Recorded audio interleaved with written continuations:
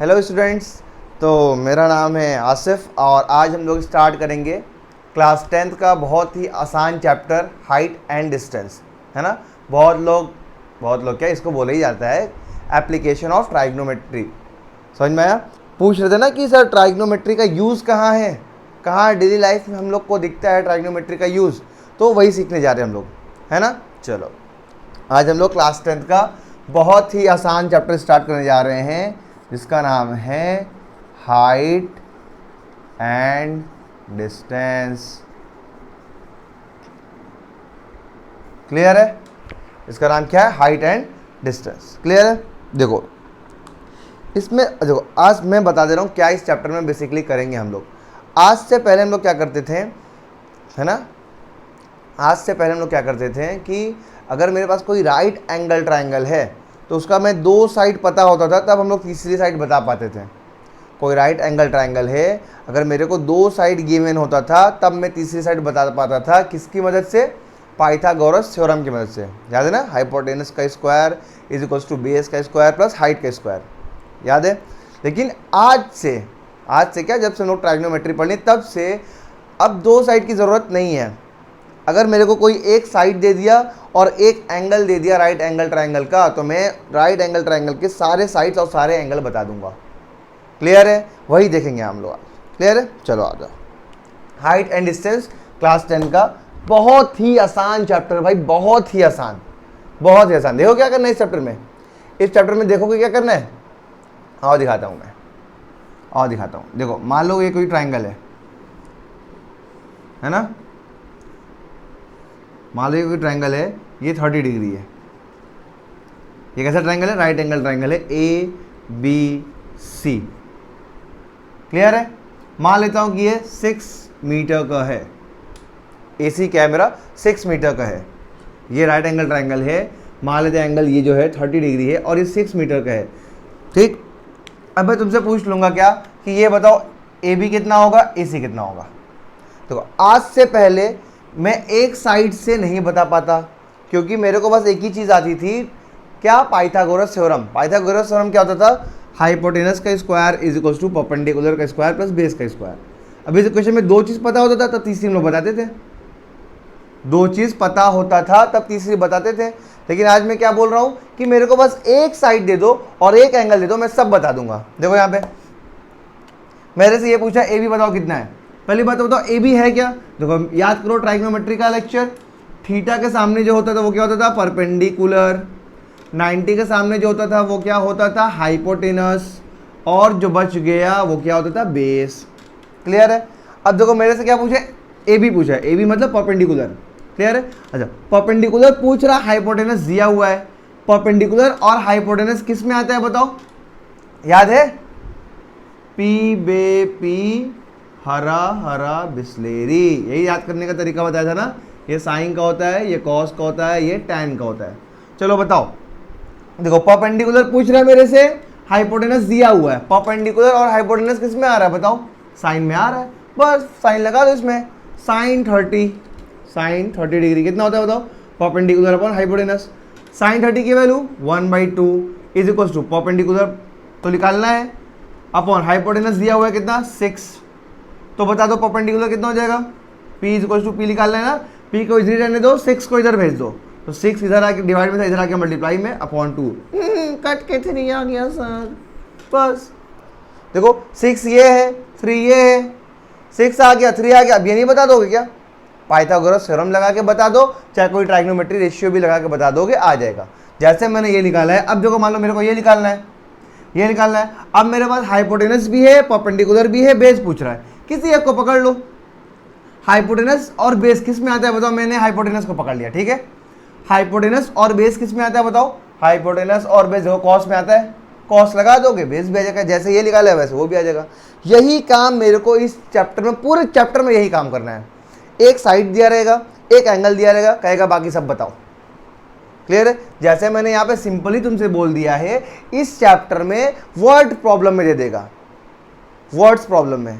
समझ में आया? अभी दिखाता हूँ कैसे देखा। यहाँ तो समझ में आया? नोट कर लो, कुछ नोट करना है तो।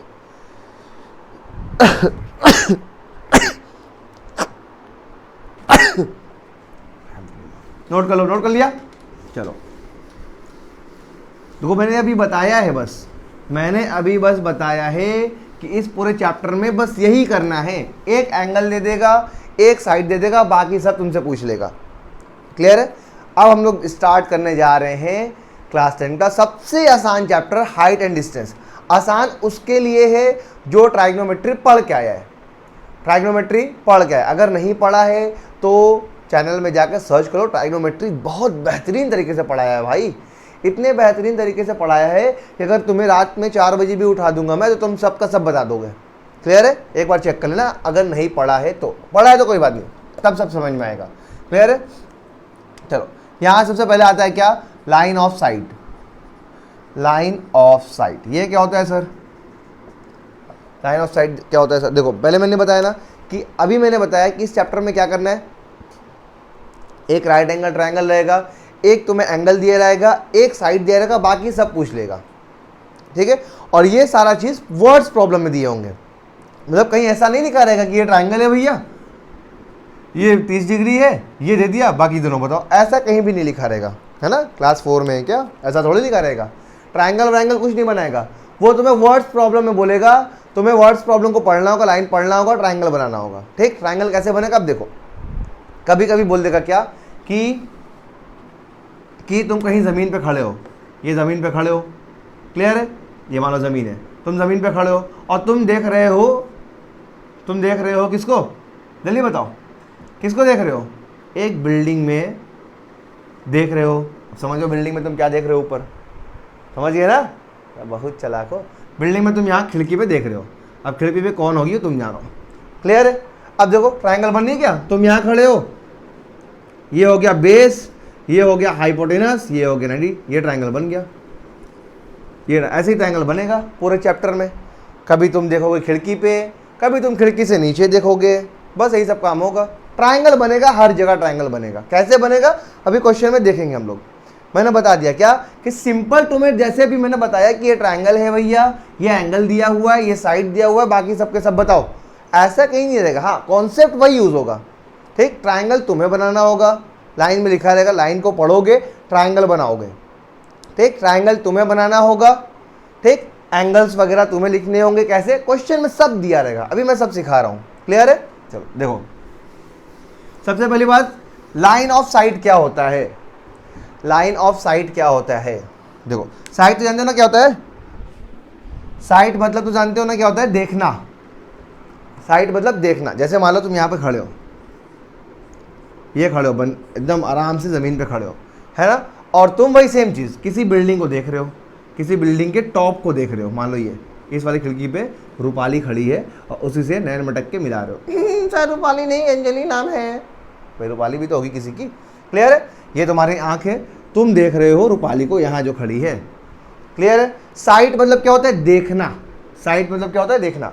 अब बताओ तुम अगर रोड पे खड़े हो तो नॉर्मली तुम कैसे खड़े होगे? नॉर्मली ऐसे खड़े होगे। ठीक? और अगर रूपाली को देखना है तो वो तो ऊपर है, ऐसे मुंडी उठाओगे। मतलब नॉर्मल से, नॉर्मली तुम जैसे खड़े हो, तुम वहां से कितनी मुंडी उठाए हो? नॉर्मली तुम ऐसे खड़े हो, नॉर्मली ऐसे खड़े हो सीधे। नॉर्मली जब देख रहे होगे तो सीधे देख रहे होगे, मान लो ऊपर ऊपर नहीं देख रहे हो। नॉर्मली कैसे खड़े थे हम रोड पे? ऐसे खड़े होते हैं। अब किसी को देखना है ऊपर तो मुंडी ऐसे उठाएंगे। तो नॉर्मल से, नॉर्मली से तुमने कितना उठाया, है ना? कितना उठाया? ये देखो, ये साइड, ये मैं देख रहा हूँ, किसको देख रहा हूँ? रूपाली को देख रहा हूँ। तो मैं अपनी नज़रों से रूपाली की नज़र मिला रहा हूँ, तो जिस लाइन से मैं मिला रहा हूँ उसी लाइन को मैं क्या बोलते हैं? Line of site. उसी लाइन को क्या बोलते हैं? Line of site. या फिर ऐसे बोल दो कि तुम देख रहे हो, किसको देख रहे हो? तुम्हारी आंख से जिसको देख रहे हो उसको जोड़ने वाली लाइन को ही मैं बोलता हूँ लाइन ऑफ साइट। क्लियर है? जैसे तुम खड़े हो रोड पे सिंपली खड़े हो, तुम अंजलि को ऊपर देख रहे हो, तो तुम्हारी आंख से अंजलि की आंख में जो लाइन जा रही है उसी को बोलते हैं लाइन ऑफ साइट। क्लियर हुआ? समझ में आया? लाइन ऑफ साइट क्या है? It is the line drawn from the eyes of observer to the object from the observer। क्या होता है लाइन ऑफ साइट? क्या होता है? इट इज द लाइन, ये एक लाइन है ड्रॉन फ्रॉम, जो कि बनाया जाता है from the eyes of observer, observer के आईज से, कहा? टू द ऑब्जेक्ट, है ना, ऑब्जेक्ट तक जिसको तुम देख रहे हो, फ्रॉम द ऑब्जर्वर, ऑब्जर्वर से, ऑब्जर्वर की आंख से ऑब्जेक्ट तक की लाइन को हम लोग क्या बोलते हैं? Line of site. क्लियर है? अच्छा, पहली बात तो क्लियर हो गई लाइन ऑफ साइट। अब तुम कभी अंजलि को देखोगे, कभी रूपाली को देखोगे, कभी तुम छत पे बैठ के नीचे चच्चा को देखोगे, है ना, तो बार बार तुम्हारा लाइन ऑफ साइट बनेगा, हर केस में लाइन ऑफ साइट बनेगा। हर बार तुम्हारी आंख किसी ना किसी को देखेगी और तुम्हारे आंख से निकल के जो लाइन, वो जिस चीज़ को देख रहे हो उस चीज़ को जो लाइन छुएगी उसी को हम लोग बोलते हैं लाइन ऑफ साइट। अभी तक क्लियर है? समझ में आया? अब इसके ये लाइन ऑफ साइट समझ में आ गया? ठीक। अच्छा, अब देखो, नॉर्मली तुम जैसे खड़े हो वो लाइन, इसको हम लोग क्या बोलते हैं?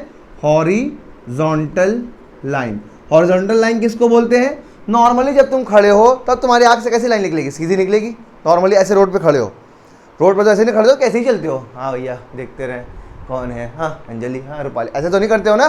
रोड पे नॉर्मली कैसे चलते हो? सीधे देखते हुए चलते हो। तो नॉर्मली जो लाइन निकल रही है उसको हम लोग बोलते हैं हॉरिजॉन्टल लाइन, और जब तुम किसी को देखते हो, अंजलि को, उसको हम लोग बोलते हैं line of site, line of site. और इन दोनों लाइन के बीच में जो एंगल बनता है इसी को ही हम लोग बोलते हैं क्या? Angle of elevation. एलिवेशन समझ में आया? लाइन ऑफ साइट और हॉरिजॉन्टल लाइन के बीच में जो एंगल बनेगा उसी को हम लोग बोलते हैं क्या? Angle of elevation.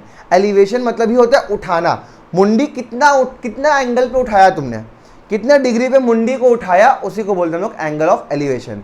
Angle of elevation, elevation मतलब उठना, उठने का एंगल, कितना मुंडी तुमने उठाया, कितना डिग्री उठाया, उसी को हम लोग क्या बोलते हैं? Angle of elevation. यहां तक बात क्लियर है?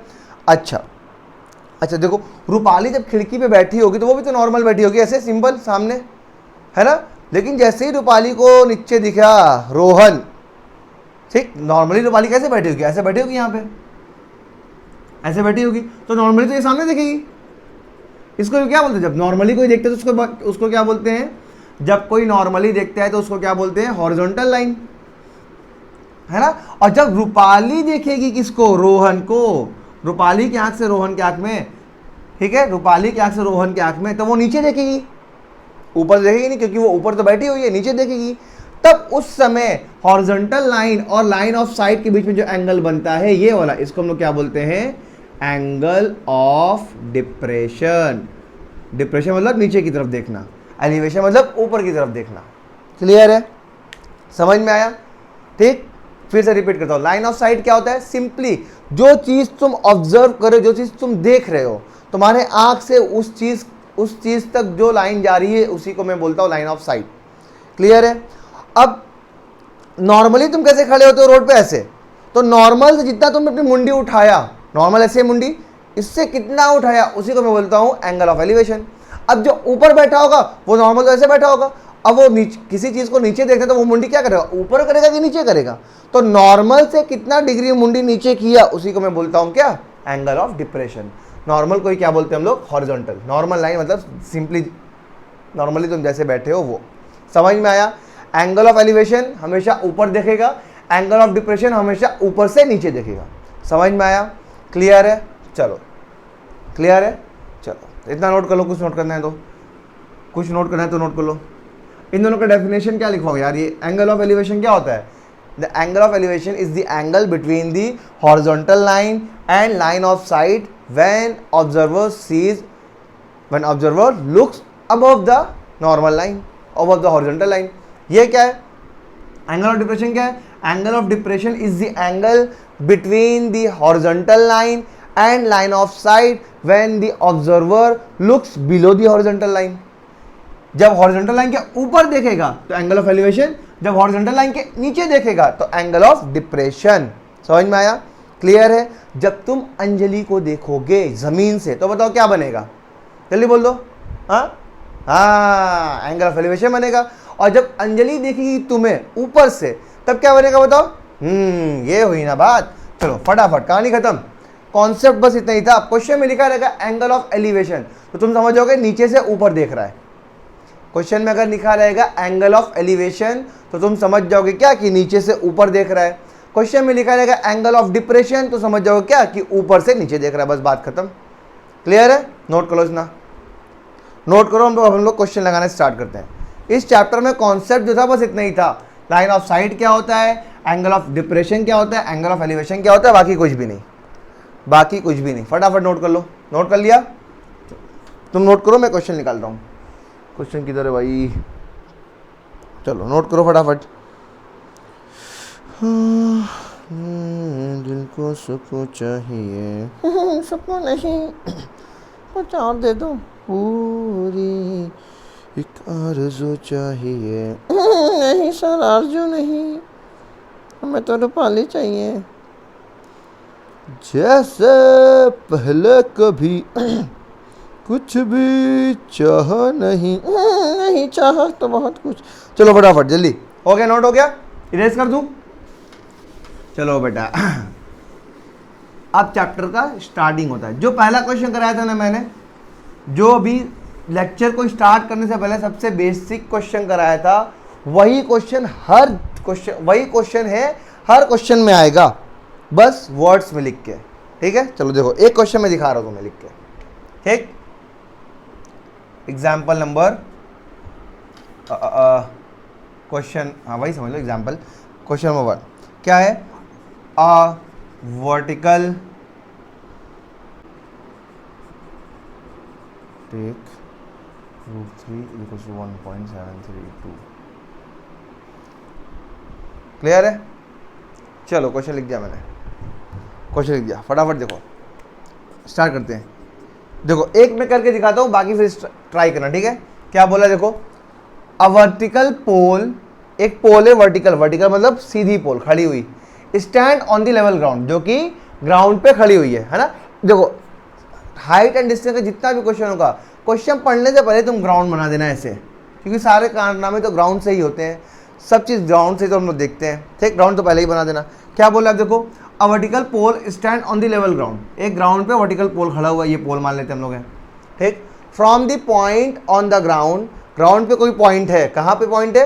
25 metre away from the foot of the pole, ये पोल के फुट से 25 मीटर दूर मान लेते हैं यहाँ पे है। इस पॉइंट से द एंगल ऑफ एलिवेशन, देखो इस पॉइंट से angle of elevation, angle of elevation मतलब इस पॉइंट से ऊपर देखना है। कहा? Angle of elevation of its top is found, किसका टॉप? पोल का। Angle of elevation of pole, top, top pole का टॉप इस पाया गया कितना? 60 डिग्री है, यही 60 डिग्री है। क्लियर है? कह रहा find the height of the pole, इस पोल का हाइट बताना। और ये पॉइंट कितना दूर है? देखो यहाँ पे लिखा हुआ है, ये पॉइंट 25 मीटर दूर है। कह रहा find the height of the pole, ये पोल है, इसकी हाइट बतानी है। देखो ट्रायंगल बन गया ना, मैंने क्वेश्चन पढ़ा, ट्रायंगल बना दिया। अब ये क्वेश्चन बताओ क्या हो गया? जो भी हम लोगों ने किया था वही किया है। इसका नाम हो गया ए, ये हो गया बी, ये हो गया सी। हाइट ऑफ द पोल मतलब ए बी पूछ रहा है, ए बी पूछ रहा है। फटाफट कर दे, फटाफट कर दे। देखो, लेट ए बी द पोल, हमने ए बी को ही पोल माना है। ठीक है? नाउ बताओ मेरे को क्या पूछा है? ये पूछा है, ये पूछा है ना, ए बी हाइट पोल की पूछा है। चलो अब देखो, ये थीटा दिया हुआ है, थीटा के सामने क्या होता है? परपेंडिकुलर। 90 के सामने, 90 के सामने क्या होता है? हाइपोटेनस। जो बच गया वो बेस, मतलब बेस दिया है मेरे को, परपेंडिकुलर पूछ रहा है, बेस दिया है, परपेंडिकुलर पूछ रहा है। बताओ बेस और परपेंडिकुलर किस में आते हैं? बोलो फटाफट। हाँ, tan में। तो tan, now in triangle A B C, tan 60, tan 60 कितना होगा बताओ? Perpendicular upon base. परपेंडिकुलर कौन है बताओ? ए बी, और बेस कौन है बताओ? B C. Sir B C नहीं सी बी, दर्द होता है। चलो ठीक है, कोई बात नहीं, दर्द होता है। tan 60 की value √3 is equal to A B, मतलब क्या है? Height of pole. A B तो हाइट ऑफ पोल है, height of pole upon C B या बी सी। बी सी नहीं सी बी, ठीक है, B C B. B C कितना है? सी बी कितना है? 25। क्लियर है? तो हाइट ऑफ पोल क्या आ जाएगा? ये निकालना है तो इसको इधर भेज दो, ये डिवाइड में इधर आया तो मल्टीप्लाई में। 25 √3 is equal to height of pole. कहानी खत्म, सल्टा दिया, इतना मीटर है। 25√3 वीडियो तो बन रहा है ना यार। हाँ सर बहुत ही तगड़ा। 25√3 मीटर क्या है, हाइट, पोल की हाइट है। अब √3 की वैल्यू भी रख सकते हो, देखो दिया हुआ है, रख दोगे तो वैल्यू आ जाएगा, मतलब मल्टीप्लाई कर दोगे यार। अब वैल्यू तो रखने आती है ना, इसका मतलब क्या है 25 इंटू √3 की जगह वो लिख दो 1.732। अब इसको मल्टीप्लाई करके ला दो, जो आंसर आएगा वो आंसर। बस इतना ही आसान है। देखो क्या था कुछ था इस क्वेश्चन में, क्वेश्चन पढ़ा, फोटो बनाया। अब फोटो बनाने के बाद सब भूल जाओ, ये क्वेश्चन तो क्या हो गया, जो सबसे पहले मैंने आके लेक्चर को स्टार्ट करने से पहले मैंने क्वेश्चन कराया है, सेम वही क्वेश्चन है। एक एंगल दिया हुआ है, एक साइड दिया हुआ है, बस ट्राइगोनोमेट्री लगाया, आंसर आ गया। हाँ बस ये फोटो कैसे बनेगा क्वेश्चन पढ़ के, तो क्वेश्चन बहुत ज़रूरी है। क्लियर है, समझ में आया? फटाफट नोट कर लो, नोट करो, लेवल बढ़ाएंगे। सर लेवल नहीं, मज़ा नहीं। हाँ क्या बोले, चलो आगे बढ़ते हैं हम लोग। नोट हो गया, चलो अगला क्वेश्चन। सर दर्द होगा? नहीं यार, दर्द क्यों होगा, दर्द क्यों होगा बताओ, समझ में नहीं आ रहा है? ऐसा क्वेश्चन ही नहीं होगा तुमसे जो बने ना इस चैप्टर का, सारे क्वेश्चन मार दूंगा अपन सब के सब उखाड़ देंगे, मार देंगे, फाड़ देंगे। सर जल्दी, जोश में आ गए। जोश में होश नहीं खोलते बेटा, धीरे धीरे आओ। क्वेश्चन लिखो, if a tower sun. Clear है, चलो ट्राई करो, ट्राई करो, ट्राई करो, ट्राई करो, ट्राई करो फटाफट, जल्दी ट्राई करो। क्या लिखा हुआ है, करूँ मैं? ट्राई कर लिया। देखो, इफ़ अ टावर 30 मीटर, फिर मैंने क्या बोला, क्वेश्चन पढ़ते ही सबसे पहले ज़मीन बना लो, ग्राउंड बना लो, क्योंकि ग्राउंड से ही सारी पंचायत होती है, ज़मीन से ही पंचायत होगी। इसकी ओ सॉरी, चलो क्या बोला, if a tower 30 metre high, एक टावर है जो कि 30 मीटर लंबा है, ये मान लेते टावर है मेरा 30 मीटर। क्या कर रहा है, कास्ट अ शैडो, जो कि अपनी परछाई बना रहा है, ठीक, और वो कितना है 10√3 मीटर, 10√3 मीटर। देखो यार 10√3 तो है ना, गलत तो नहीं लिखा मैं? हाँ सही, 10√3 मीटर है उसकी परछाई, है ना, ऑन द ग्राउंड, ग्राउंड पर, जमीन पर अपनी परछाई बना रहा है, ठीक। अच्छा बताओ परछाई कहाँ बनती है, जैसे मेरी परछाई देखो बोर्ड पे बन रही है, ये बन रही ना, तो बल्ब का है मेरे पीछे, तो अगर इसकी परछाई ग्राउंड पे बन रही तो सन यहीं पे कहीं होगा पीछे। हाँ सर यही तो होगा, तो इसकी वजह से जो परछाई बनेगी यहाँ मान लेते बन रही है, ठीक। और ये कितना है 10√3 मीटर। क्लियर है? क्या कह रहा है, what is the angle of elevation of sun, sun का एंगल ऑफ एलिवेशन क्या होगा, मतलब एंगल ऑफ एलिवेशन मतलब इस पॉइंट से सन को देखना है, जोड़ दो इस पॉइंट से सन को, ये यही एंगल तुम्हें बताना है। फिर से देखो भाई क्वेश्चन बन गया, ये मान लेते ए, ये मान लेते बी, ये मान लेते सी, ठीक है। इस बार तुमसे एंगल पूछ लिया है, एंगल पूछ लिया है, चलो फटाफट बताओ, एंगल के सामने वाला क्या होता है, परपेंडिकुलर, 90 के सामने वाला हाइपोटेनस, जो बच गया वो बेस। इस बार क्या, बेस और परपेंडिकुलर दिया हुआ है। क्लियर है? अच्छा पहले लिख देते हम लोग, है ना, सॉल्यूशन। चलो बताओ क्या लिखते हैं, let A B be the tower, हमने ए बी को टावर माना है, एंड सी बी क्या माना है, C B the cast of tower, tower का शेडो, ठीक है। चलो ये हो गया। अब बताओ, परपेंडिकुलर दिया, बेस दिया, परपेंडिकुलर और बेस किस में आता है, 10 में आता है। नाउ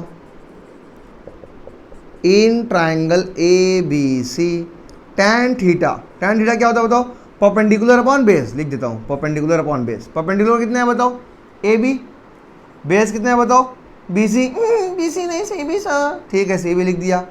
चलो ए बी कितना है बताओ, ए बी कितना है 30 मीटर, और सी बी कितना है 10√3, यही क्या है मेरा tan थीटा।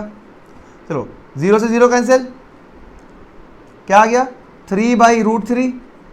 अच्छा इसको 3 को मैं क्या लिख सकता हूँ बताओ, √3 इंटू √3, 3 को लिख सकता हूँ ना, और नीचे एक √3 है, एक √3 को मार दिया, तो tan थीटा किसके बराबर आ गया, √3 के बराबर। बस कहानी खत्म।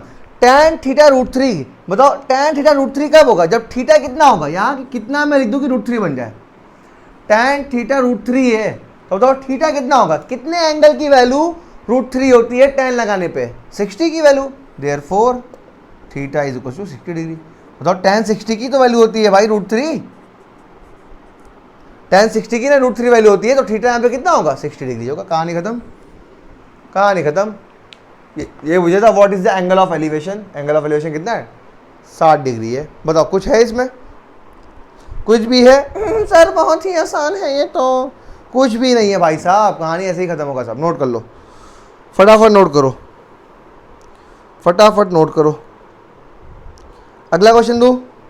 सारे क्वेश्चन ऐसे ही होंगे, सब के सब ऐसे ही होंगे। पहले सबसे पहले ग्राउंड बनाना है, ग्राउंड बनाने के बाद जो क्वेश्चन बोला बस एक एक पॉइंट के साथ फिगर बनाते जाओ। मैं फिर से दिखा दे रहा हूँ, देखो मैंने सबसे पहले आया ग्राउंड बनाया, उसके बाद पढ़ा क्वेश्चन क्या बोला, if a tower 30 metre high, एक टावर है 30 मीटर लंबा, तो मैंने एक टावर बना लिया ऐसे 30 मीटर।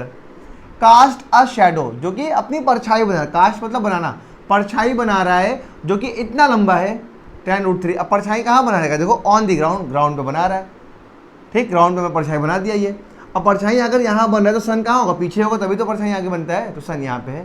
कह रहा है what is the angle of elevation of sun, sun का एंगल ऑफ एलिवेशन क्या है, एंगल ऑफ एलिवेशन कहाँ से होता है, नीचे से ऊपर, तो इस पॉइंट से सन तक को मिला दो, यही तुम्हें बताना है एंगल ऑफ एलिवेशन, बस। थीटा बताना था।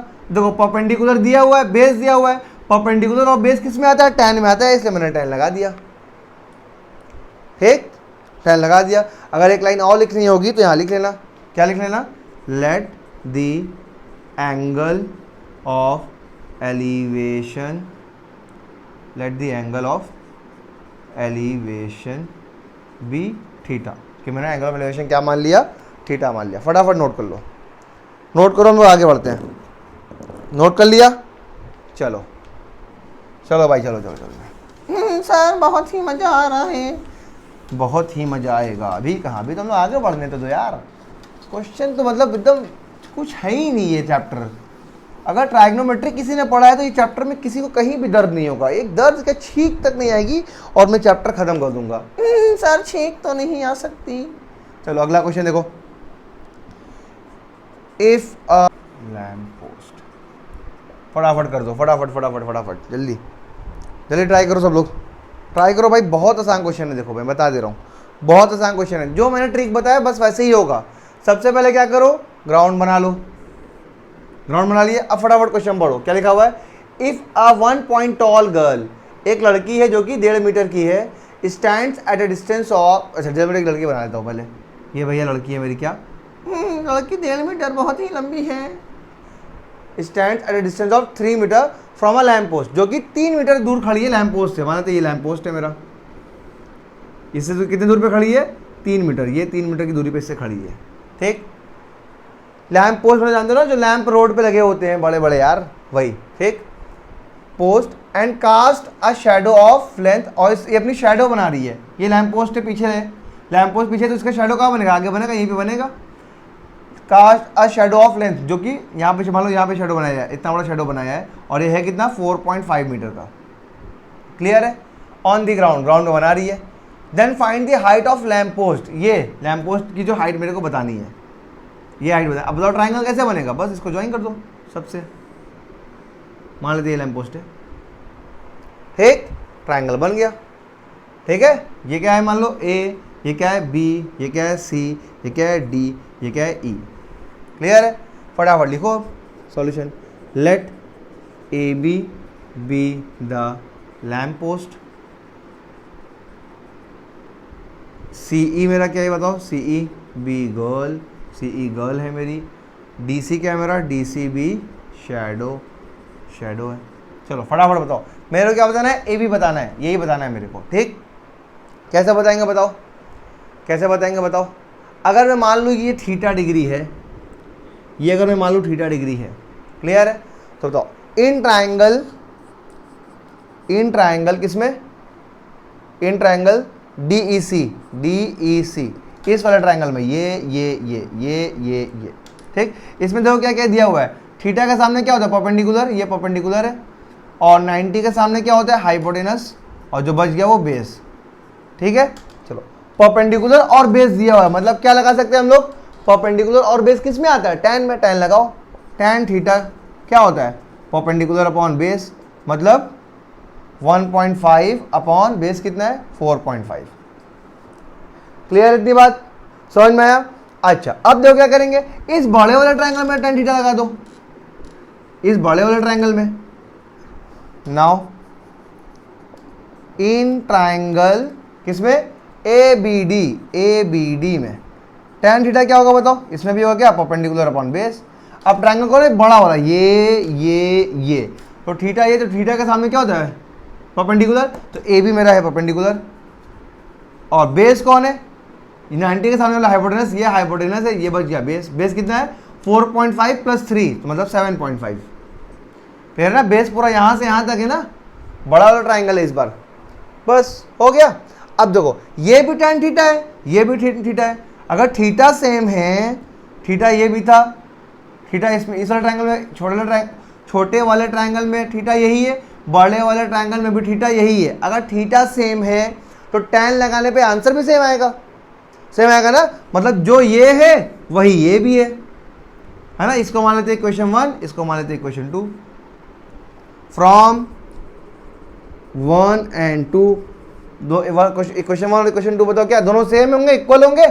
क्यों इक्वल होंगे, क्योंकि ये भी tan थीटा है, ये भी tan थीटा है, तो 1.5/4.5 is equal to AB/7.5। Clear? यहां से AB निकाल लो भैया। कहाँ करूं, छाया में करूं? छाया में नहीं, धूप में कर देता हूं इस बार, इधर छाया उधर धूप। चलो AB निकाले, AB को इधर रहने दो, AB को 3 रहने दो, इसको इधर भेजो, डिवाइड में इधर आया तो मल्टीप्लाई में, मतलब 1.5 × 7.5/4.5, सही है ना, 1.5 × 7.5/4.5। फटाफट कर दो, फटाफट कर दो बेटा। देखो ये इससे 3 टाइम्स में कैंसिल, और ये इससे 2.5, मतलब AB आ गया मेरा 2.5 मीटर। लैंप पोस्ट कितना लंबा था, 2.5 मीटर था। क्लियर है, समझ में आया? यहाँ एक चीज़ मैंने यूज़ किया है, अगर तुम लोग को नहीं पता तो मैं बता देता हूँ कि अगर थीटा सेम है, एंगल अगर सेम है, तो कोई भी कोई भी ट्राइग्नोमेट्री लगाओ वो भी सेम ही आएगा, है ना। इस देखो एंगल मान लो 60, ये मान लो 60 है, तो छोटे वाले ट्राइंगल में tan 60 लगाओगे, बड़े वाले ट्राइंगल में tan 60 लगाओगे, तो दोनों क्या आएगा, √3 तो आएगा। दोनों सेम आ रहा है कि नहीं, इसलिए ये भी tan थीटा था, ये भी tan थीटा था, दोनों सेम ही है, इसलिए दोनों को क्या कर दिया, इक्वल कर दिया। समझ में आया? फटाफट नोट करो जल्दी। सर बहुत ही मज़ा आ रहा है, इतना आसान क्वेश्चन दिला रहे हैं। आसान नहीं है बेटा, क्वेश्चन हार्ड है यार, इस समझा रहा हूँ ऐसा इसलिए हो रहा है। फटाफट नोट कर लो जल्दी जल्दी जल्दी जल्दी जल्दी। हो गया? चलो अगला क्वेश्चन। सर लेवल बढ़ाइए, क्लास 4 में आ गए हम लोग। चलो बढ़ाते हैं। दिल को सुख चाहिए पूरी आरज़ू। चलो चलो चलो चलो फटाफट सारे क्वेश्चन करेंगे अपन, एक भी क्वेश्चन बचने नहीं चाहिए आज। क्वेश्चन, अगला क्वेश्चन चलो क्या है, the shadow of a tower, the tower. फटाफट कर दो जल्दी, ऐसा कोई बंदा नहीं होना चाहिए जिससे क्वेश्चन बच जाए। थोड़ा सा घुमाया है बस क्वेश्चन ने, घुमाया है, कोई बात नहीं सर, बहुत दिन हो गया घूमे, हम भी घूमेंगे, हम भी चलेंगे साथ में।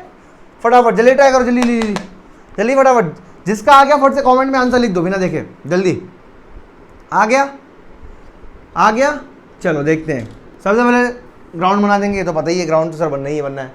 क्या है, the shadow of a tower. Tower का शैडो, मतलब टावर तो कहीं होगा ही होगा, ये मान लेते टावर है, इसी का शैडो बन रहा है, ठीक है, इसका शैडो बन रहा है। When the angle of elevation is of sun is, मानो यहाँ पे सन है, ये सन है मेरा, तो इसका एंगल ऑफ एलिवेशन जब कितना है 45 डिग्री, ये 45 डिग्री है, तब कोई शैडो बन रहा है। Is found to be 40 metre longer, 40 metre बड़ा है, किससे, when the angle of elevation is 60 degree, 60 degree, ये क्या है 40 मीटर। अच्छा अब समझाता हूँ, देखो क्या है, देखो देखो क्या है, क्या कह रहा है क्वेश्चन मेरा कि the shadow of a tower, एक टावर है, ये टावर है मेरा, इसका शैडो बन रहा है, ठीक, जो शैडो बन रहा है when the angle of elevation is 45 degree, जब 45 डिग्री एंगल ऑफ एलिवेशन है, मान लेते हैं यहाँ पे शैडो बना है, जब 45 डिग्री है तो ये 40 ज़्यादा है किससे, जब 60 डिग्री है, 60 डिग्री में तो मान लो इतना शैडो बन रहा है, इससे 40 ज़्यादा, तो 40 आगे जाएगा, तो ये 40 हुआ ना, ये 40 हुआ, और ये कब बन रहा है 45 पे। क्लियर है, समझ में आया क्या कह रहा है? एक टावर है, उसका जो शैडो है वो क्या 40 मीटर ज़्यादा बड़ा है, 40 मीटर ज़्यादा बड़ा है जब 45 डिग्री पे बन रहा है, किससे? जब 60 डिग्री पे बन रहा है उससे। तो 60 क्या होगा? 45 मान लो यहाँ है, 60 यहाँ क्यों होगा बताओ? 60 से पीछे क्यों नहीं होगा?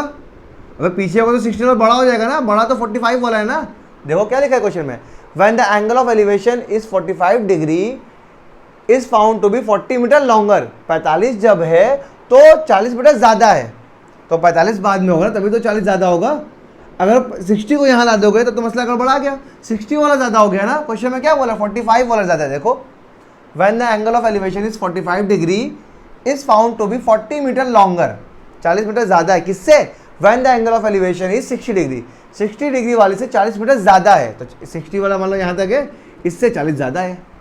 बात समझ में आई? कह रहा find the height of the tower, तो मैं टावर की हाइट बतानी है। ये फिर से ये ए, ये बी, ये सी, ये डी। फटाफट बताओ क्या होगा? मेरे को हाइट बताना है, ये हाइट बताना है। मान लेते हैं ये हाइट कितनी है? एच। क्लियर है? चलो, हो गया किसी का? हुआ है किसी का कि मैं करूं? चलो देखो, अच्छा इसको एच मान लो, इसको मान लेते हैं ये क्या है? एक्स है। ठीक, let the height of the tower be H. Clear है? And let shadow at 60 degree be X. मान लेते 60 डिग्री में जो शैडो है वो x मीटर का है, और 45 पे कितना है बताओ? x प्लस 40, 40 ज़्यादा था ना, तो 45 पे इतना बड़ा है। समझ में आया? देखो 45 डिग्री पे ये पूरा शैडो है ना, यहाँ से यहाँ तक, क्योंकि टावर तो ये, उसका शैडो यहाँ पूरा है, और ये क्या है? 60 वाले से 40 ज़्यादा है। देखो 60 वाला यहाँ तक है, और उससे 40 आगे बढ़ जाओगे तो 40 वाला 45 वाला आ जाएगा। क्लियर है? चलो अब देखो क्या करते हैं, मेरे को क्या बताना है? एच बताना है। ठीक, एच है क्या बताओ? थीटा के सामने मतलब परपेंडिकुलर अपॉन बेस, परपेंडिकुलर और बेस दिया, देखो नीचे दिया हुआ है ना बेस। परपेंडिकुलर और बेस किस में आता है बताओ? tan में आता है। tan लगाओ, किस में लगाएं सर? एक बार इसमें लगाओ, छोटे वाले में। देखो, in triangle A B C tan कितना? 60 डिग्री। tan 60 कितना होता? tan होता कितना मेरे बताओ? Perpendicular upon base. परपेंडिकुलर है कौन यहाँ पे? h अपॉन बेस कौन है? x, और ये बाप रे, दोनों वेरिएबल। क्लियर है?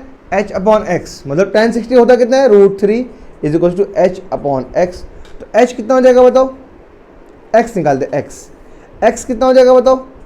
x डिवाइड में, इधर आया मल्टीप्लाई में, और ये √3 इधर आ गया, मल्टीप्लाई में था तो डिवाइड में, h अपॉन √3, ये इक्वेशन 1। ये x मेरा इतना आया। क्लियर है? चलो अब हम लोग क्या करते हैं? tan किस में? बड़े वाले में लगा देते हैं। ठीक, बड़े वाले में लगाते हैं। चलो यहाँ लगाऊं, इन ट्राइंगल किस में? ए बी डी में, ए बी डी। tan क्या इस बार लगेगा? 45, बड़ा वाला तो 45 है ना, ये ट्राइंगल बड़ा वाला, ये 45। तो बताओ tan 45 कितना होगा? Perpendicular upon base. परपेंडिकुलर है कितना? वही h है। बेस कितना है इस बार? बेस पूरा यहाँ से यहाँ तक, मतलब 40 प्लस x है ना, और tan 45 होता है कितना है? 1 होता है। क्लियर है? तो बताओ यहाँ से क्या आ गया? ये डिवाइड में, इधर आया तो मल्टीप्लाई में, 40 plus X is equal to H. यहाँ से x क्या आएगा बताओ? x इज इक्वल टू एच माइनस 40, इक्वेशन 2। देखो ये वाला x कह रहा है कि इतना है, ये वाला x कह रहा है कि इतना है, दोनों x ही तो है, दोनों x ही है ना, तो दोनों को बराबर कर दूँ, दोनों को बराबर कर दूँ। यहाँ पर लिखता हूँ अब, सर बहुत छोटा है, समझो थोड़ा।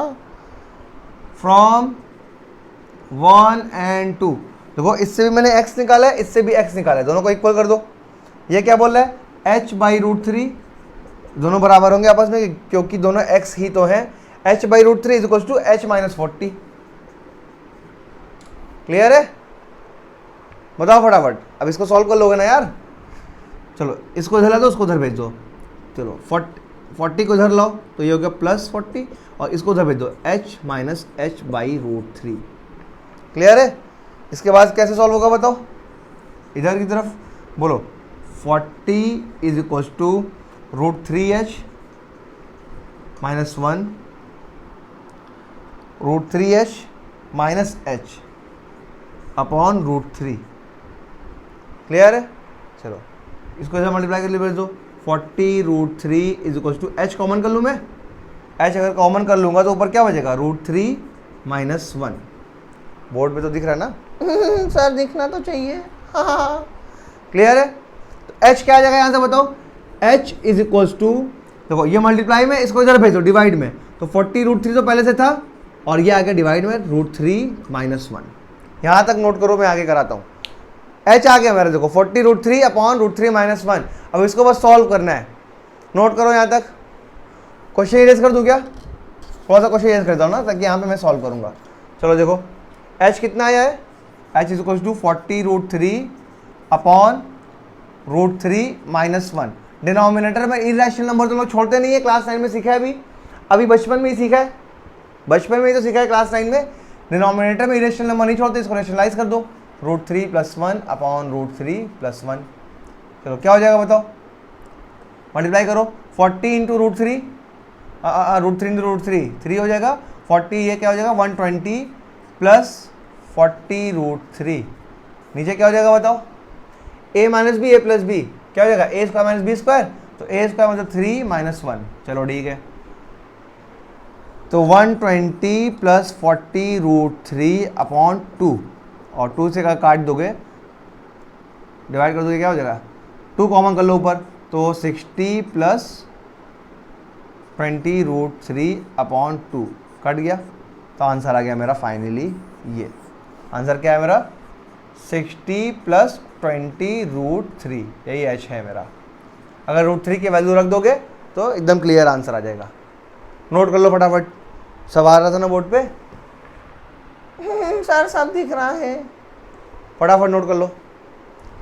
2 कॉमन करके मैंने लास्ट में काटा है, ठीक है, कंफ्यूज मत हो ना। 2 कॉमन करके मैंने लास्ट में काटा है, यहाँ पे क्या किया मैंने, ऊपर से 2 कॉमन कर लिया, 2 जब कॉमन किया तो ऊपर क्या बचा 60 प्लस 20√3 अपॉन 2, 2 से 2 कैंसिल, 60 प्लस 20√3 बचा, वही मेरा आंसर है। फटाफट नोट कर लो, जल्दी नोट करो, नोट करो, नोट करो। हो गया? किसी को दर्द तो नहीं हुआ कहीं? आगे बढ़े, चलो सर इसमें थोड़ा दिक्कत थी। अबे दिक्कत क्या यार, रेशनलाइजेशन तो था बस।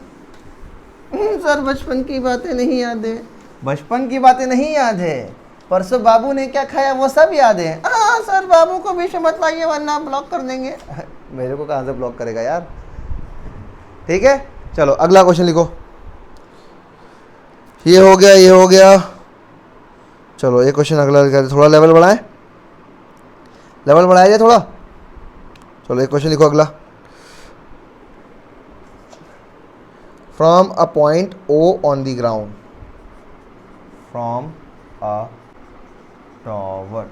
चलो फटाफट कर दो ये क्वेश्चन जल्दी, सब के सब करेंगे यार, सब के सब, किसी से बचना नहीं चाहिए। बहुत ही आसान क्वेश्चन है, ट्राई करो। हो गया? चलो फटाफट करते हैं ना। सबसे पहले क्या, ग्राउंड तो बनेगा ही बनेगा सर, सारे क्वेश्चन में बनता है। अरे यार ब्लू नहीं चल रहा है, चलो ब्लैक से ही कर देता हूँ ना, ब्लैक से ही सोल्यूशन कर रहा हूँ, कोई दिक्कत नहीं है। ये ग्राउंड मैंने बना दिया। क्या बोला है, from a point O on the ground. Ground पे कोई पॉइंट है O, मान लेते हैं यहाँ पे है, ये O पॉइंट है। चलो क्या बोला है, the angle of elevation of top of a tower. एक टावर है, ये मान लेते टावर है मेरा, इसका एंगल ऑफ एलिवेशन क्या, हाँ top of the tower, tower के टॉप को देख रहा है, ये कितना है 30 डिग्री, 30 डिग्री है, ये 30 डिग्री दिख रहा ना सही सही, 30 डिग्री। क्लियर है? And that of the top of flag step. अच्छा, and that of top of flag step, flag कहीं पे लगा हुआ है, उसके top, on the top of the tower. अच्छा, टावर के टॉप पे, यही टावर था, इसके टॉप पे एक फ्लैग लगा हुआ है ऐसे, है ना, और इसके टॉप से जो एंगल ऑफ एलिवेशन बन रहा है वो कितना है 60 डिग्री। मतलब ये दिया हुआ है 60 डिग्री पूरा। ठीक, if the length of the flag staff is 5 metre, ये जो फ्लैग स्टेप की लेंथ है ये 5 मीटर है। ठीक, find the height of the tower, ये टावर की हाइट पूछ रहा है, इसको h मान लेंगे। बताओ ये फोटो मैंने जो बनाया समझ में आया कि नहीं? फोटो पहले बताओ जो बनाया मैंने समझ में आया कि नहीं, फिर से बता दूं। देखो क्या है, कह रहा है from a point O on the ground, एक ग्राउंड पे कोई पॉइंट है ओ, मैंने बना दिया O point. The angle of elevation of the top of the tower, tower के टॉप पे यहां पे जो एंगल ऑफ एलिवेशन बन रहा है इस ओ से वो 30 डिग्री है, तो पहले ये बना दिया 30 डिग्री। क्लियर है? उसके बाद क्या करा है, that of top of flag staff, कहीं पे झंडा लगा हुआ है उसके टॉप पे, झंडे के टॉप पे, और झंडा कहाँ लगा हुआ है देखो, on the top of the tower, tower के टॉप पे, यहां तक टावर था इसके टॉप पे झंडा लगा हुआ है, और झंडे के टॉप पे जो एंगल ऑफ एलिवेशन बन रहा है वो 60 डिग्री है। समझ में आया? बस। If the length of flag step, अब बोला कि जो लेंथ फ्लैग जो लगा हुआ उसका लेंथ कितना है, 5 मीटर है, then find the height of tower, आपको टावर की हाइट बतानी है, ये बतानी है। क्लियर है? फिर से नाम दे दे, ये मेरा ए, ये बी, ये सी और ये डी। समझ में आया? लिखूं क्या, बोलो, लिख दूं? Let the tower B C, tower को हमने बी सी फिर लिख दिए हैं, कोई बात नहीं यार, let the tower B C, हाँ नहीं इरेज करिए, ठीक है इरेज कर दे रहा हूँ। C B, tower C B मान लिया, जिसका हाइट कितना है, of height H, H height का मैंने टावर मान लिया। क्लियर है? चलो यही एच मेरे को बताना है। ठीक, इस बार देखो सिर्फ परपेंडिकुलर ही दिया है, बेस नहीं दिया हुआ है, और ना ये दिया हुआ है, तो सर किसको माने बताओ? मैं बेस को एक्स मान लेता हूँ, बेस को एक्स मान लूँ। अब देखो दो वेरिएबल, सुन लो, जब भी दो वेरिएबल हो, वेरिएबल मतलब जो वेरिएबल मतलब क्या होता है, जो मेरे को पता नहीं होता है, एच भी नहीं पता है, बेस भी नहीं पता है, दो वेरिएबल यहाँ पे आ गया। अच्छा, जब भी दो वेरिएबल आएगा तो दो इक्वेशन बनेगा, तभी सॉल्व होगा। आज के बाद जिंदगी में सीख लो, कभी भी तुमको दो वेरिएबल दिख गया तब दो इक्वेशन बनाना पड़ेगा। सर यहाँ पे दो वेरिएबल कहाँ दिखा था सर, आपने तो माना है। हाँ बेटा, क्यों माना है? क्योंकि बिना इससे काम ही नहीं होगा ना। मैंने बोला, अभी मैंने सबसे पहला क्वेश्चन मैंने क्या सिखाया कि एक एंगल देगा और एक साइड देगा। देखो एंगल तो दिया हुआ है, लेकिन साइड ना तो ये दिया हुआ है ना तो ये दिया हुआ है। ये तो पूछ ही रहा है तुमसे, ये तो तुमसे पूछ ही रहा है, तो एक साइड तो पता नहीं चाहिए ना, मेरे को पता तो है नहीं, इसलिए मैंने अपने से एक्स मान लिया इसको। क्लियर है? अब देखो, एक तो एच वेरिएबल, एक एक्स वेरिएबल, दो वेरिएबल। जब भी जिंदगी में आज के बाद दो वेरिएबल आएगा, तुम्हें यह पता होना चाहिए कि दो वेरिएबल अगर आ रहा है तो दो इक्वेशन भी बनेगा। कैसे दो इक्वेशन बनेगा, आ जाओ। चलो एक बार छोटे वाले ट्रायंगल में लगा दो, एक बार बड़े वाले ट्रायंगल में लगा दो। अब देखो मेरे पास परपेंडिकुलर है और बेस है। परपेंडिकुलर और बेस किस में आता है बताओ? tan में आता है, tan लगा दो। एक बार छोटे वाले ट्रायंगल में लगाओ, एक बार बड़े वाले में। पहले किस में लगाऊं, बोलो बोलो। अच्छा, छोटे वाले में, ठीक है। इन ट्रायंगल, छोटा वाला कौन सा है, ये इन ट्रायंगल बी ओ सी, और छोटे वाले ट्रायंगल का एंगल कितना है, 30 डिग्री। tan 30 कितना हो जाएगा बताओ? परपेंडिकुलर अपॉन बेस, परपेंडिकुलर कितना है, h, बेस कितना है, x, और tan 30 होता है 1/√3 is equal to h by X. मेरे को निकालना क्या था, find the height of tower, h निकालना है ना, तो x की वैल्यू क्या हो जाएगी, ये x यहाँ पे क्या है, डिवाइड में, इधर आया तो मल्टीप्लाई में, x is equal to h√3। Question 1। तो छोटे वाले ट्रायंगल से आ गया, बड़े वाले ट्रायंगल से भी x निकालो, फिर दोनों को इक्वल कर देना। चलो ये छोटे वाले से आ गया, बड़े वाले से निकालूँ यहाँ पे। चलो बड़े से निकालो। इन ट्रायंगल, बड़ा वाला कौन ट्रायंगल है बताओ, ACO या AOC। इन ट्रायंगल AOC, बड़े वाले का एंगल क्या है बताओ, 60।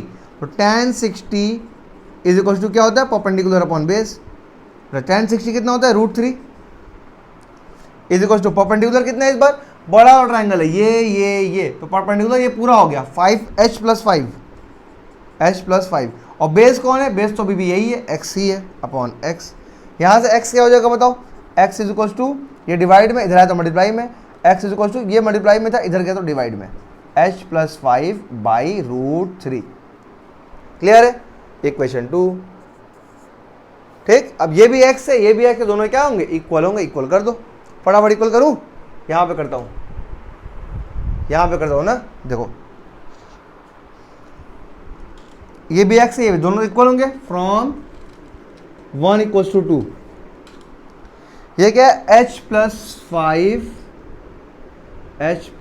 5 अपॉन √3, और ये कितना है, h√3।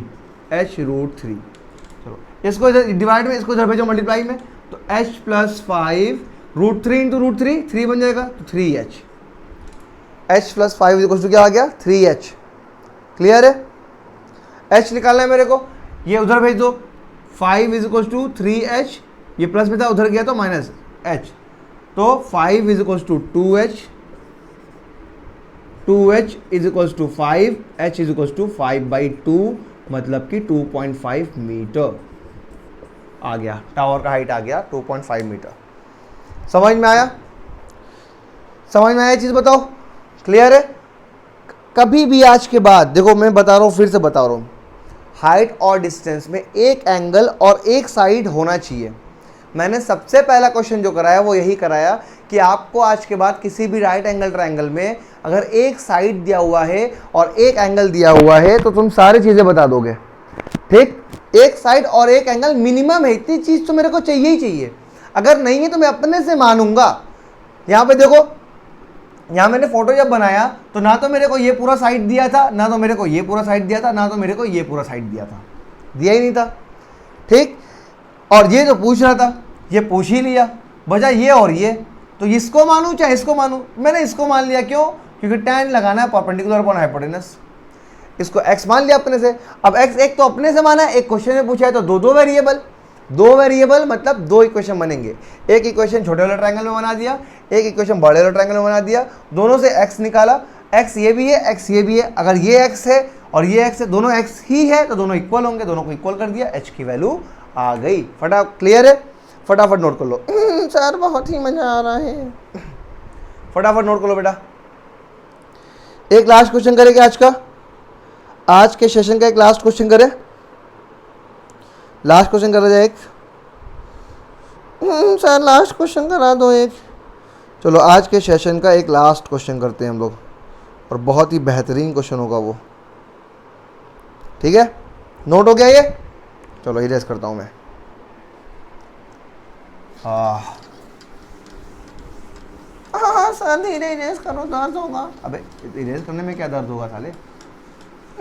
Sorry sir.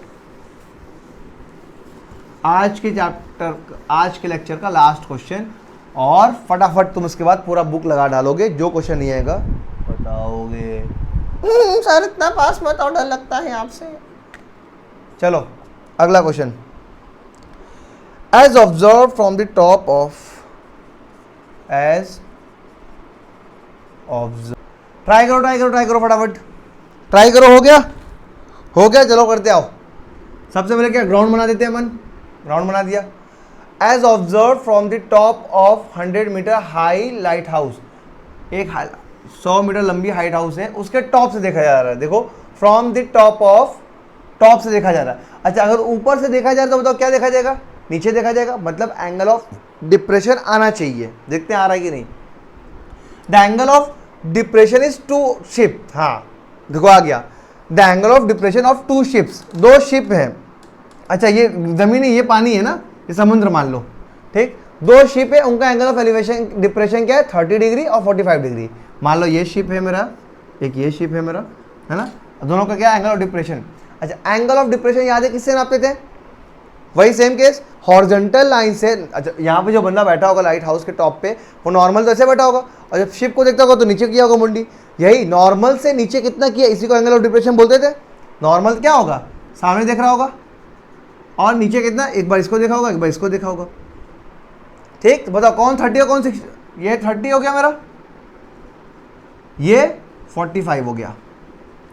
30 और 45 दिया हुआ ना, हाँ समझ में आया ना कि ये 30 ये 45 ये क्यों? बताओ ये वाला 45 क्यों नहीं? अरे यार जब थोड़ा सा मुंह नीचे किया तो 30 डिग्री, और नीचे करेगा तो 45 डिग्री।